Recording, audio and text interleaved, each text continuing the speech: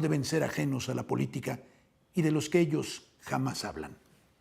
La refinería Olmeca comienza a recibir crudo y operará al 100% en 2024, dice Andrés Manuel López Obrador. Y lo dice el economista.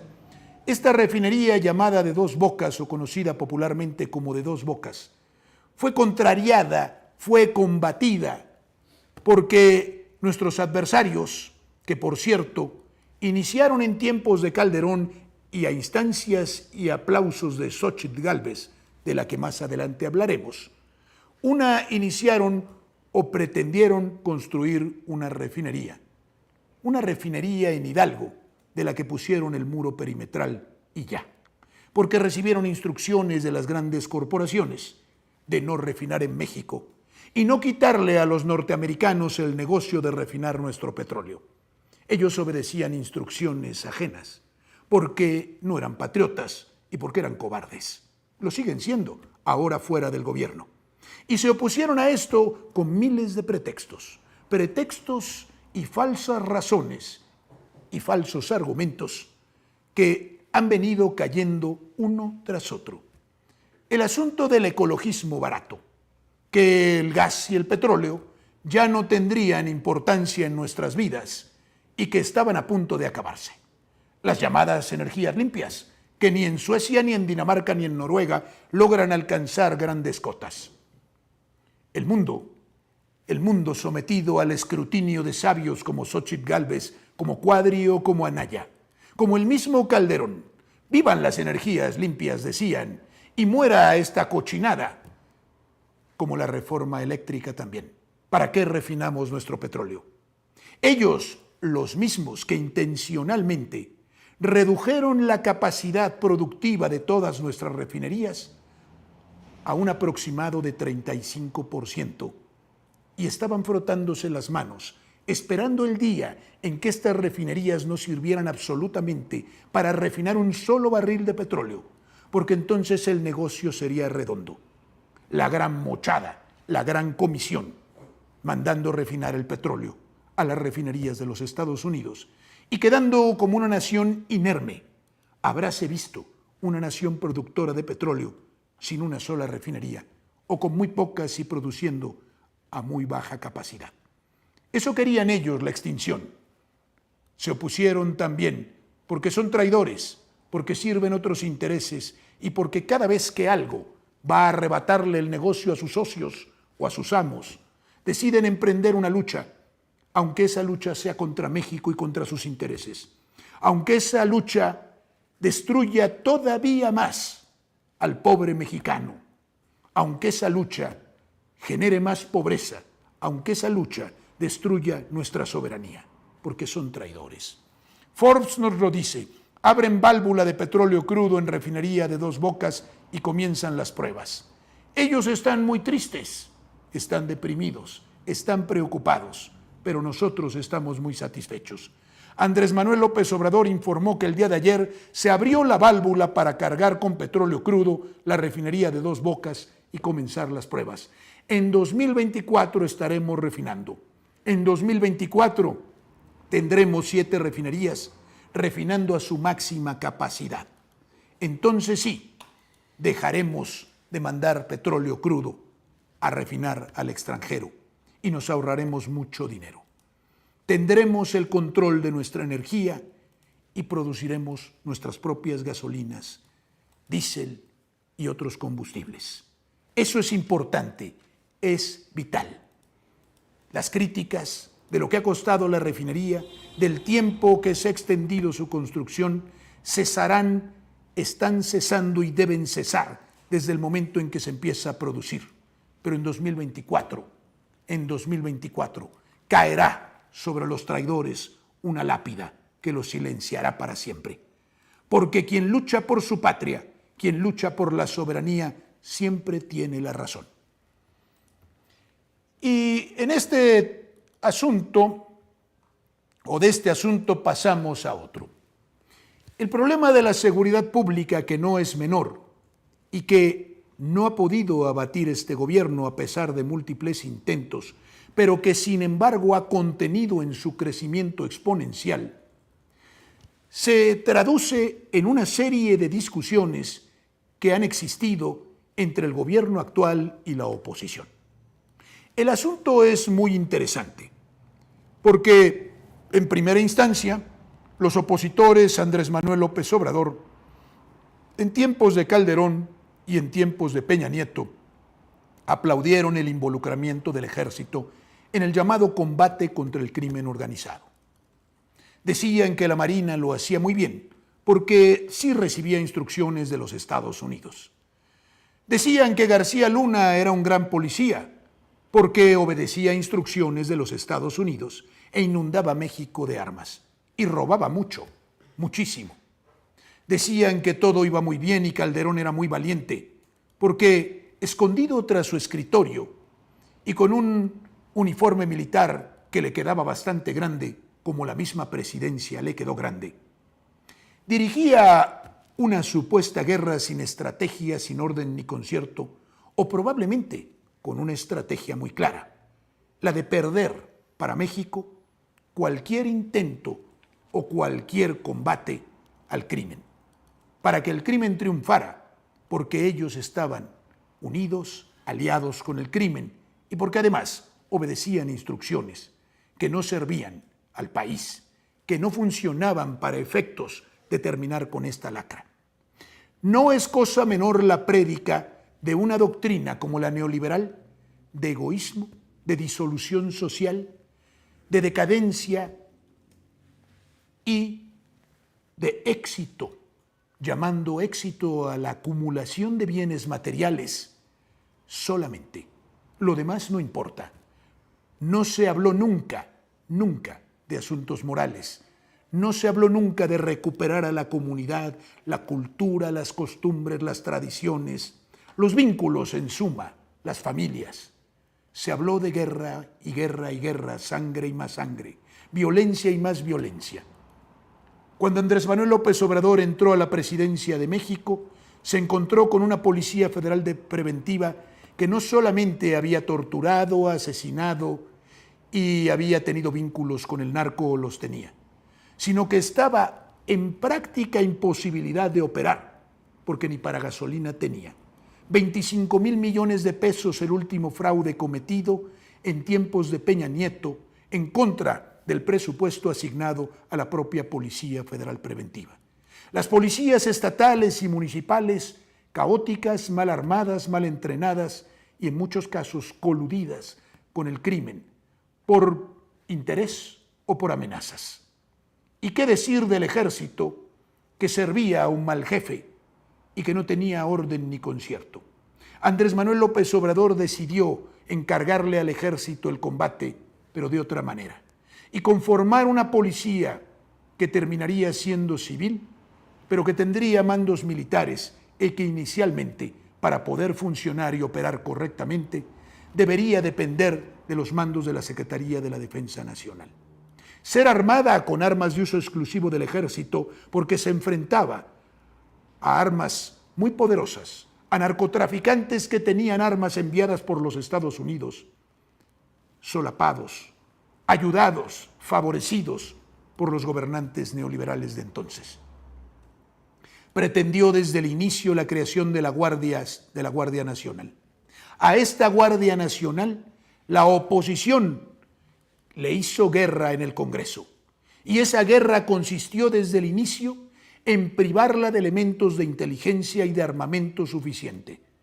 Todo fue sabotear para impedir que funcionara la Guardia Nacional. Todo desde el inicio. No lo pueden ni lo deben negar, y el pueblo se los debe reclamar. Todo fue entorpecer constantemente el esfuerzo del presidente por generar un cuerpo, crear, poner en funcionamiento un cuerpo policíaco poderoso y capaz de defendernos a los mexicanos.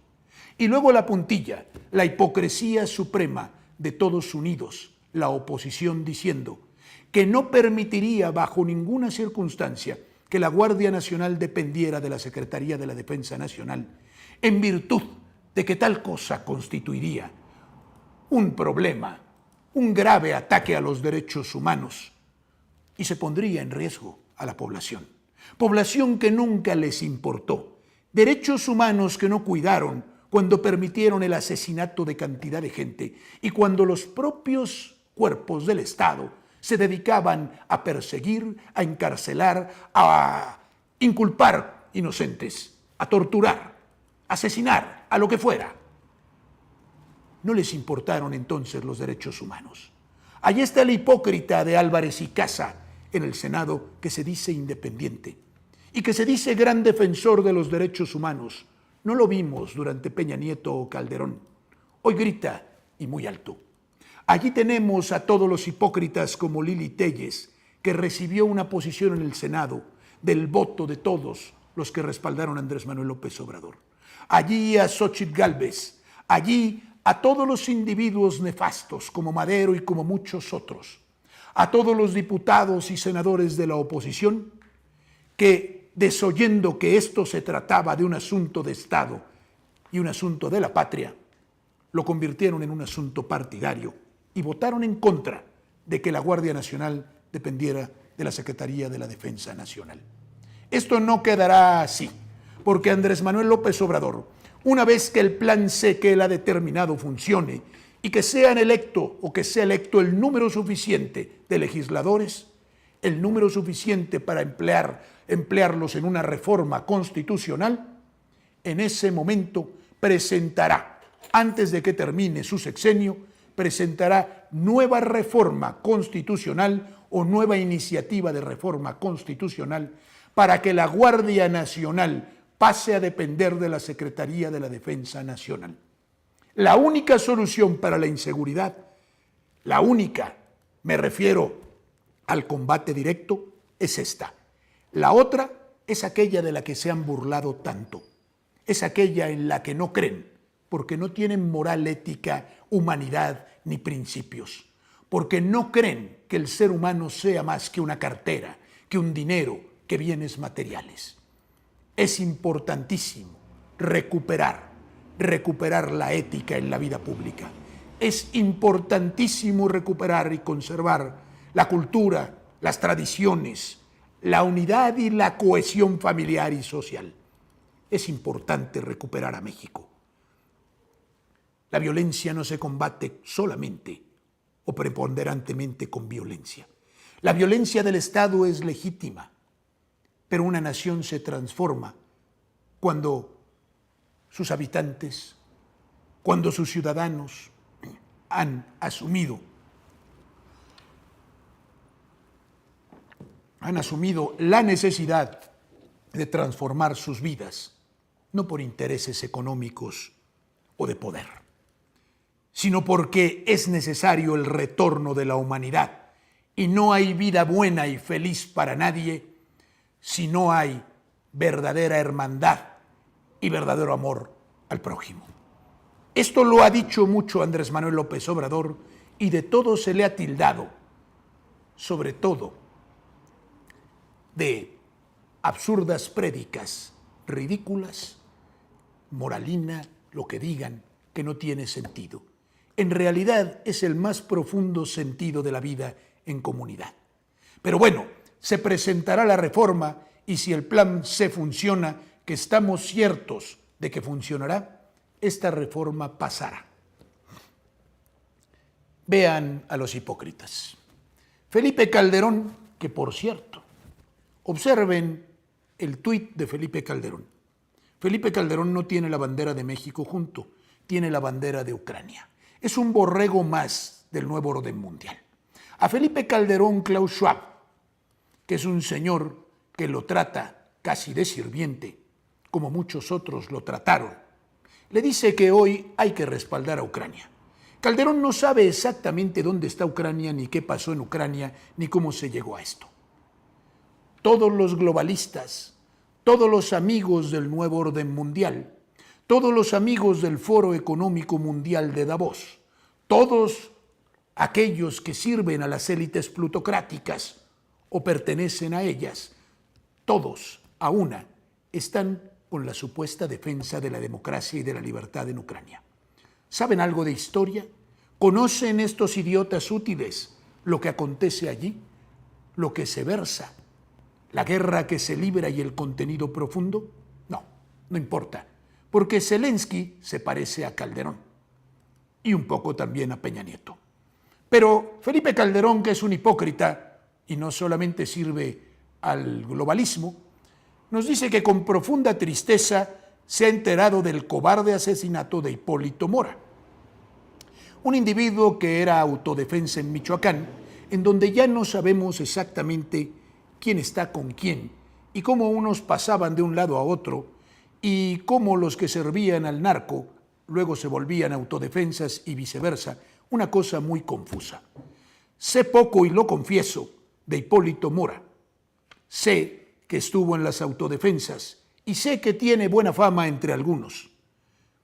Lo demás lo sé poco y repruebo la violencia, no de ahora, sino de hace mucho. Estas autodefensas no se pusieron en pie de lucha para defenderse de Andrés Manuel López Obrador, recordemos, sino de los cárteles que solapaba el mismo García Luna y su jefe Calderón, y de la violencia que existía en ese entonces desbordada en muchos estados del país. Ahí empezó todo. Han asesinado a Hipólito Mora y lo lamentamos, pero le da tristeza a Calderón, que dice que Hipólito Mora arriesgó repetidamente la vida para defender a su comunidad del crimen organizado, del que Calderón era parte, es decir, para defenderlo de él, de la inoperancia del Estado y de la complicidad del Estado, o del gobierno, diría yo, no del Estado, con los criminales. Y que me diga Calderón si ya se olvidó de García Luna y de todo el entramado corrupto. Mis condolencias para su familia. Me uno a las exigencias de justicia de quienes lo conocieron o le conocieron. Descanse en paz. Las exigencias de justicia, Calderón, las tenemos todos nosotros por el crimen que cometiste de lesa humanidad y de lesa patria en contra de México. Tú, García Luna y todos sus cómplices. Tú, tu gobierno, tu criminal gobierno que desangró a México y que lo traicionó. Infobae, y miren ustedes por dónde. AMLO arremete contra Felipe Calderón por lamentar la muerte de Hipólito Mora. Le dice hipócrita. El expresidente mexicano expresó sus condolencias por el asesinato del exlíder de los autodefensas en la localidad de La Ruana. Yo no entiendo cómo Felipe Calderón y Vicente Fox tienen todavía la desfachatez, el descaro de seguir hablando, de seguir opinando, de seguir criticando a este gobierno y no tienen el más mínimo remordimiento, la más mínima culpa, el más mínimo sentido de responsabilidad de sus actos, la más mínima vergüenza. Son unos desvergonzados, unos miserables que siguen opinando y opinando desfavorablemente de este gobierno y oponiéndose a México. No obstante, sus desastrosos gobiernos y las traiciones que le hicieron a nuestra patria. Hay gente que tiene una contextura inmoral tan grande que nunca se hace cargo de sus culpas y no siente el más mínimo remordimiento. De esta catadura de miserables y de malas personas, muy malos seres humanos, son estos dos individuos que le causaron mucho daño a México y quieren seguir. Hay una lucha por la soberanía, y la lucha por la soberanía, lo dijimos en sesiones pasadas de nuestro programa, también tiene expresión muy destacada, muy importante en el asunto de los transgénicos. Uno de tantos, la energía, el asunto de las minas, el litio, muchas otras cosas. Pero Andrés Manuel López Obrador ha determinado que se presuma, que se considere que cualquier maíz de importación no blanco se asimile o se considere, transgénico. Esto para el efecto de acabar con este veneno para nuestro país, para nuestro campo. Lo hemos dicho, la guerra que se ha librado en México en contra del propio Poder Judicial Federal, que en los actos y en la sentencia de un juez federal, de un juez de distrito, ha concedido en tiempos pasados suspensiones a Bayer Monsanto para que siga envenenando en el país. A todo esto, se ha procedido a la defensa, buenos mexicanos, buenos ciudadanos mexicanos que han estado en esta lucha desde hace tiempo, y el presidente de la República, que ha emitido un decreto para impedir que los transgénicos se vendan y se siembren en nuestro país, que las semillas se utilicen en nuestro país. Ahora más, a las importaciones hay que contenerlas para que nuestra alimentación sea sana y nuestro campo no se contamine. Por eso existe ya, por determinación presidencial, la consideración de que todo maíz que entra en el país y no es blanco es un maíz transgénico, aunque no lo sea. Y aquí hay que aumentar los aranceles porque es el modo de contener estas importaciones. ¿Qué van a decir los norteamericanos, los estadounidenses? Lo mismo de siempre, que estamos atacando el libre mercado, que estamos atacando las libertades más caras a sus empresarios y a ellos mismos, a sus gobiernos, a sus políticos, elevando los aranceles, impidiendo que el comercio fluya, impidiendo que cumplan su salutífera, su benéfica labor, porque ellos son amantes de la humanidad. Son filántropos, ustedes no lo saben, pero a mí me dijeron que sí. Así son estos hipócritas, pero hay que contenerlos.